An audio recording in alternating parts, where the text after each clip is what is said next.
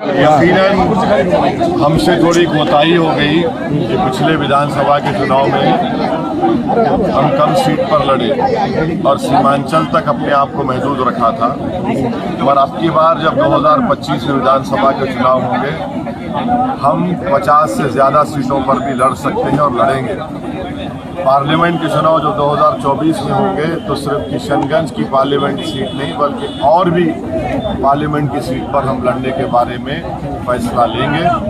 अब हमको आगे बढ़ना है और हम आगे बढ़ेंगे। इसीलिए इसी सिलसिले में अख्तरुल ईमान साहब की लीडरशिप में बिहार के मुख्तलिफ ज़िलों में मजलिस के संगठन को मजबूत किया जा रहा है और बहुत से लोग आगे आ रहे हैं और हम यकीनन इस बात पर अटल है और अच्छा फैसला। गठबंधन को लेकर भी कुछ सोचा है? किसी दल को साथ जोड़ेंगे बिहार में?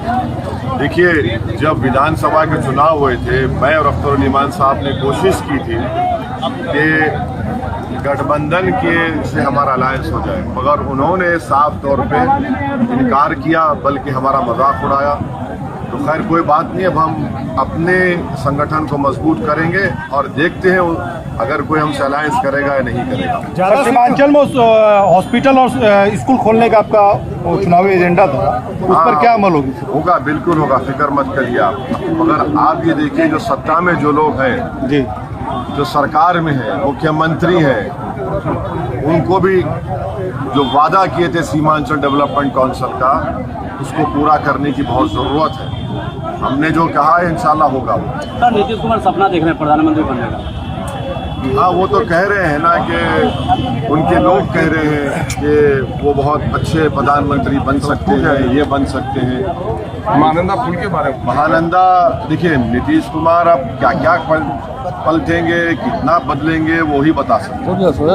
बागेश्वर को लेकर जो बातें हो रही है वो हिंदू राष्ट्र, मुझे देखिए देखिए हम उसके एक्सपर्ट नहीं हैं। हम इतना बता सकते हैं कि जो संविधान बाबा साहेब अम्बेडकर ने बनाया, उस जब तक वो संविधान रहेगा, इंडियन नेशनलिज्म ही रहेगा। अगर कोई इससे हटकर बात करेगा तो वो भारत के संविधान का दुश्मन है, भारत अम्बेडकर का वो दुश्मन है और हमारे उन अजीम बुजुर्गों का जिन्होंने इस मुल्क को अंग्रेज़ों की गुलामी से आज़ादी दिलवाई और भारत का संविधान बनाया, वो उनके ख्वाबों के खिलाफ और उनकी मेहनत को रायगा करने की बात होगी अगर कोई इस तरह ये एजेंडा लेकर चलता है। उनके कार्यक्रम में भीड़ बहुत आ रही है, 1 लाख लोग जुट गए महाराष्ट्र में। सर, पुल के समस्या को आपने सीमांचल में देखा, इसको संसद में कैसे उठाएंगे? हम संसद में उठा चुके हैं। आर्टिकल 371 के तहत हमने एक प्राइवेट मेंबर्स बिल लोकसभा में दाखिल किया है कि सीमांचल डेवलपमेंट काउंसिल बननी चाहिए और जो वो बनेगा तो वही डेवलपमेंट काउंसिल ये तय करेगा कि सीमांचल का पैसा पहले पुल पर लगेगा, स्कूल पर लगेगा, अस्पताल पर लगेगा, रोड पर लगेगा। तो इसीलिए हम और भी रेलवेज का मसला है, जलालगढ़ से किशनगंज, पूर्णिया एयरपोर्ट का मसला है, पटना हाई कोर्ट में बेंच को बनाने का मसला है, ये सब उठाएंगे। हम कोशिश कर रहे हैं, करते रहेंगे। सर, 2024 की तैयारी यहीं से होगी सीमांचल से।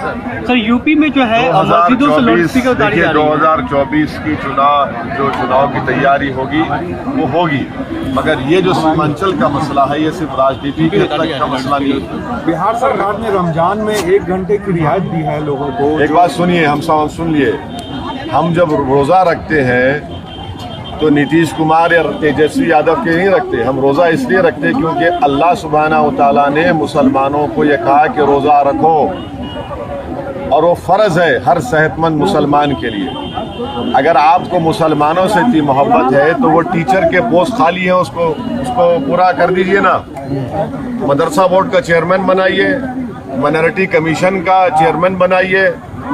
आपको मुसलमानों से इतनी मोहब्बत है तो फिर आपने वो 8 साल के बच्चे रिजवान को 8 दिन अपनी माँ से दूर क्यों रखा? अगर आपको मुसलमानों से मोहब्बत है तो फिर ये गाया समस्तीपुर में मॉब लिंचिंग के जो वाकयात हो रहे, रुकाइए उसको। वैशाली में एक मुस्लिम लड़की को, गुलनाज को, पानी में डुबो कर मार दिया गया और आपका मुस्लिम विधायक वहाँ पर जाता नहीं है डरने के लिए। का विरोध कर रही है बीजेपी। हम ये कह रहे हैं कि ये मुसलमानों के ये मसले हैं, आप इन मसलों को हल करिए। रोज़ा हम रहते हैं 11 घंटे, 11.5 घंटे, अब आप एक इफ्तार की दावत करेंगे, टोपी पहन लेंगे। टोपी आप अपने सर पर नहीं पहन रहे, मुसलमानों के सर पर टोपी पहनाने का काम आप लोग करते हैं। अरे 12 घंटे मैं रोजा रहता हूं, हम आपको मुंह में खजूर डालें, ये क्या बात है?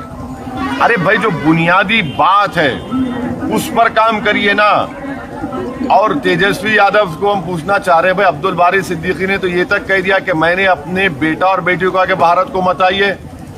इनको डर है, इनका डर निकल आइए आप। सर, यूपी से मस्जिदों से लाउड स्पीकर उतारने की बात हो रही है। देखिए, यूपी में जो बुलडोजर की जो सियासत हो रही है वो संविधान के खिलाफ हो रही है। और सर, क्या राहुल गांधी को माफी मांगना चाहिए? हाँ? राहुल गांधी को माफी मांगना चाहिए। किस बार है राहुल गांधी को माफी मांगना चाहिए? मुझे नहीं मालूम आप क्या बात कर रहे हैं। वो उनसे पूछिए, वो कांग्रेस दो बात कह रहे हैं, एक तो विदेश में जो उन्होंने बयान दिया, उनसे पूछिए। और महिलाओं को लेकर जो बातें की, दिल्ली पुलिस पहुंच गई उनके घर पे नोटिस। वो बताएंगे दिल्ली पुलिस को, हमको क्या मालूम। हमको जो मालूम हम बता रहे हैं आपको। बीजेपी के द्वारा लगातार ये बोला जा रहा है मुसलमानों को वोट का अधिकार छीन लेनी चाहिए, लगातार बयान आ रहा है भाजपा के नेताओं। आपकी यात्रा से पहले भाई नरेंद्र मोदी भारत के प्रधानमंत्री को इस पर बोलना चाहिए। क्या वो भी इसकी तायद करते हैं? वो कब तक खामोश बने बैठे रहेंगे? कुछ तो बोलिए प्रधानमंत्री जी। आप जाकर बड़ा G20 में 10 बातें करते हैं, ये सब होता है, फिर ये लोग क्या कर रहे हैं? इनको बताइए। भारत के प्रधानमंत्री को बोलना चाहिए कि उनका असली मौक़िफ़ क्या है। घुटने भर पानी में चलने का अनुभव कैसा रहा एक दिन में, जबकि यहाँ लोग सालों साल ऐसे ही चलते? वही तो हम बोल रहे हैं आपको, आप बिल्कुल सही कह रहे हैं। जनाजा उठाकर लेकर जाते हैं, शादी ब्याह में दुल्हन जाती है, हम तो तकलीफ महसूस भी नहीं कर पाएंगे, ये हम ईमानदारी से कह रहे हैं आपसे। मगर हम चलकर देखें कम से कम। आप बताइए, बरसों से ये हाल है। 3 बच्चे पिछले महीने डूब कर मर गए, रेती निकाल रहे थे। यही तो हम कह रहे हैं कि भाई ये कौन सा विश्व गुरु, कौन सी हम सब बातें करते हैं हम लोग, जब 2023 में इस तरह की ये लोग चलकर जा रहे हैं।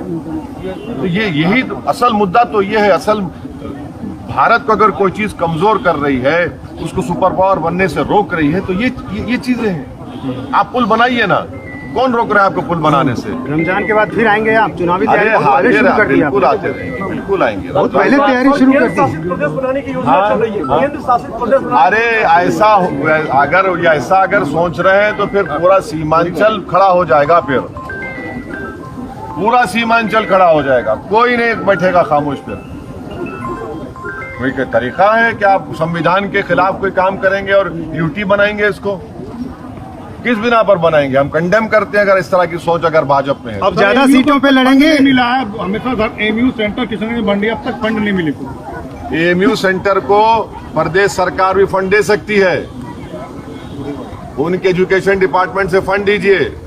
और कांग्रेस के नेताओं को माफी चाहनी चाहिए जो उन्होंने झूठ बोला है। केंद्र के मंत्री ने पार्लियामेंट में यहाँ के किशनगंज के सांसद के सवाल के जवाब में खड़े होकर उन पे मुंह पर कह दिया कि जब तुम्हारी सरकार थी कांग्रेस की, यूपीए की, आपने यहाँ पर मंजूरी नहीं किया। आपने मल्लापुरम में और वेस्ट बंगाल में, मुर्शिदाबाद में मंजूर किया। झूठ बोला आपने।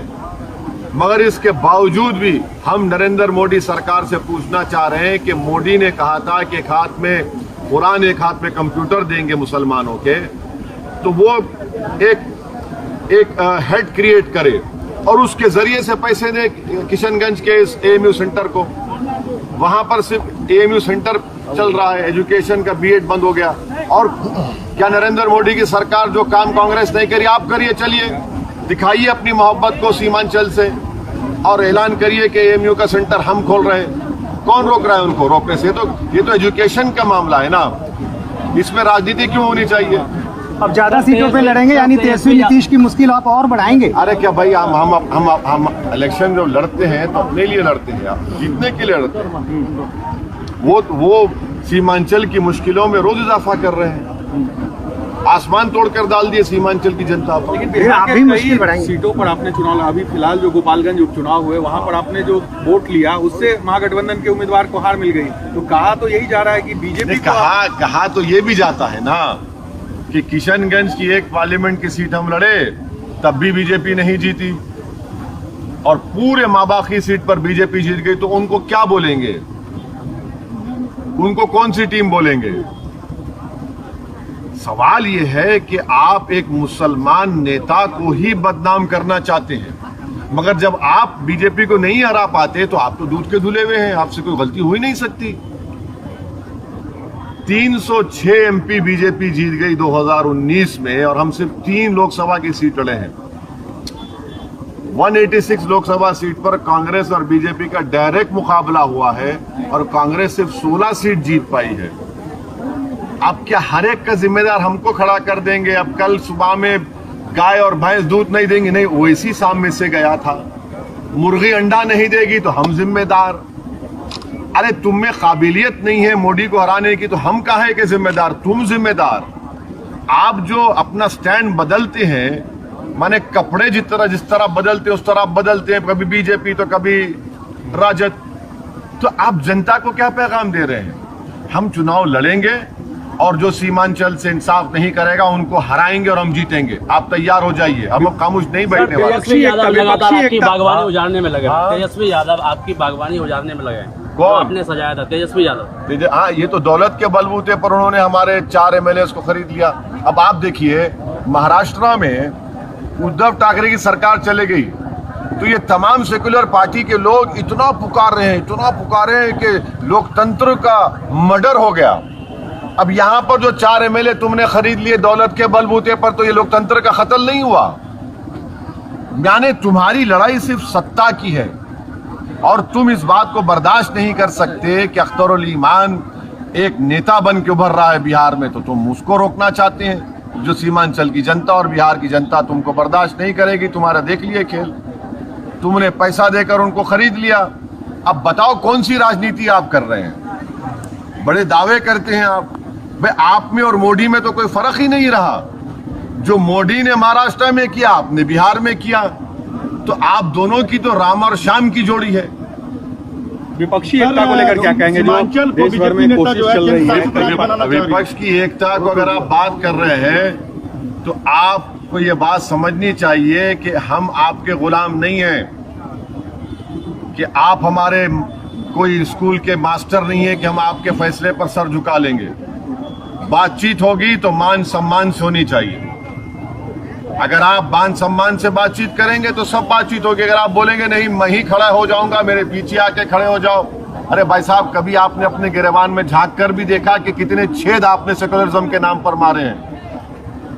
कभी वो भी तो देख लीजिए। नीतीश, केसीआर, ममता, इनमें से किसकी पहल आपको ठीक लग रही है? देखिए, केसीआर ने तेलंगाना में काम किया। केसीआर ने तेलंगाना की जनता से जो वादे किए किसी हद तक उसको पूरा किया। तेलंगाना एक लैंडलॉक्ड एरिया है, मगर देश का सबसे ज़्यादा per capita income, gross state domestic product Telangana का है। तेलंगाना में एक ज़माने में सबसे ज़्यादा पंप सेट इस्तेमाल किए जाते थे। आज तेलंगाना में सबसे सेकंड हाईएस्ट प्रोड्यूसर है तेलंगाना फिश का। लाखों एकड़ ज़मीन को उसने पानी लेकर आया, तो उसने काम किया। उसके पास एक विजन है केसीआर के पास। अब नहीं मालूम उस विजन को कहां तक लोग एक्सेप्ट करेंगे, वो क्या करेंगे हमको नहीं मालूम। ममता तो अलग हो गए, उन्होंने अलग। हाँ नहीं, अब यही तो देखिए क्या होता है। हम इस बारे में क्या बोलेंगे? आप कहाँ जा रहे हैं? हाँ, आप किनके साथ? हम समंदर के तूफान में अपनी कश्ती को लेकर चल रहे हैं। हाँ, ये तूफान में हमारी कश्ती चल रही है और इंशाअल्लाह ताला जरूर मंजिल मकसूद को पहुंचेंगे। सर, विधानसभा चुनाव के बाद सीमांचल आए हैं, फिर कब आएंगे? रमजान के बाद आएंगे। हम आए, हम नहीं आए इसलिए थे क्योंकि ये जो 4 बेईमान थे जो दौलत के आगे अपने घुटने टेक दिए, अपना ईमान बेच दिए, इन्होंने हमको बोला कि सर ये प्रोग्राम कभी लगाएंगे, ये प्रोग्राम लगाएंगे, ऐसा ही उन्होंने टाइम पास कर दिया। मगर हम आएंगे और आप देख रहे हैं कि जनता में कितना गुस्सा है, आक्रोश है इन लोगों की इस धोखेबाजी पर। इन्होंने सीमांचल की जनता के पीठ पे खंजर घोंपा है और इसकी जिम्मेदारी तेजस्वी और नीतीश कुमार पर आयद होती है। इसलिए बीजेपी से ज्यादा इस बार आप तेजस्वी नीतीश पर हमला कर रहे हैं। हम सबको बोल रहे हैं, हम सबको बोल इस बार ज्यादा हमला आपका नहीं, हम सबको बोल रहे हैं, हम सबको कह रहे हैं कि सीमांचल से, सीमांचल की लीडरशिप को उभरता हुआ ना मोदी पसंद करते हैं, ना नीतीश कुमार ना तेजस्वी। अगर इसे आपकी कमजोर होती पकड़ के तौर पर क्यों ना देखा जाए, जो 4 लोग निकल गए आपके हाथ से? कमजोर आप समझ रहे होंगे, आप देख लीजिए ये चारों का क्या नतीजा निकलेगा और इन पार्टी का क्या नतीजा निकलेगा। अभी तो आगे है ना घोड़ा मैदान, 24 आइंदा साल है, फिर 25 है। जो धोखा देकर भाग जाता है जनता को, वो खुद कमजोर होकर पड़ा है। अब उनको कोई पूछता भी नहीं है उन बेचारों को। पैसे दिए गए थे इनको, कुछ खबर मिली? नहीं, इनको तो बहुत मलाई दी गई थी, हम तो सुने, भले लालच दिया गया था। दौलत है ना, सत्ता में है।